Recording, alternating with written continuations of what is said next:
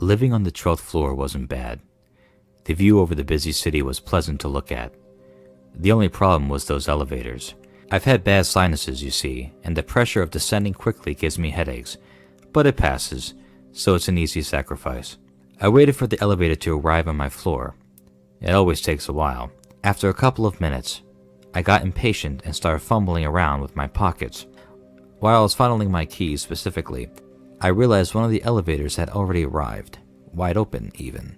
I hadn't heard a ping of the floor indicator, nor the doors creaking open, but I shrugged it off and went inside. I should have left right then and taken the stairs. The air was immediately denser, hot and sticky. The faint stench of onions tickled at my nostrils, but I figured it was just some dirty neighbor's lingering odor. Again, I noticed that the doors had moved without me seeing them, and that the warm, natural light was now gone. The elevator jumped for a second before descending, the creaking of the walls and the cable jolting my nerves.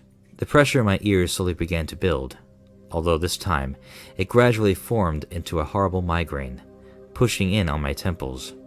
The trip was taking much longer than expected, and I was very eager to get off this fucking thing.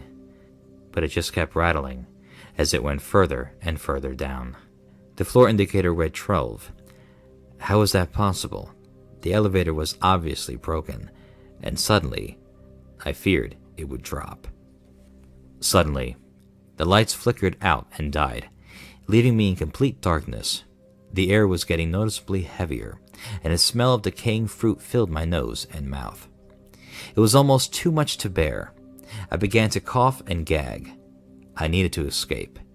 I began banging on the walls, shouting and screaming for help, but to no avail. There was no reply.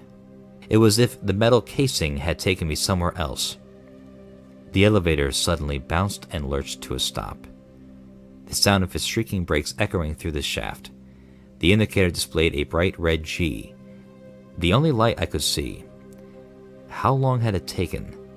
It didn't matter. At least I was about to get out. The doors shuddered and crept open. There was barely any light in what looked like the lobby, but I could make out something wet coating the walls, a red spongy fungus. There were no people in sight, only a few discarded items of clothing, bags, and groceries. I could just about make out a large black hole in the center of the large hall.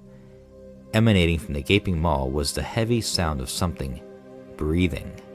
I slowly ventured out into the dark room, the floor squishing beneath my steps. I felt a slight breeze coming from just ahead, so I inched forward to discover the source. Something behind me clinked. I spun around to see a mug rolling on the table and what looked like a pale foot disappear into a doorway. Quiet tapping echoed all around me. Wherever I am not alone.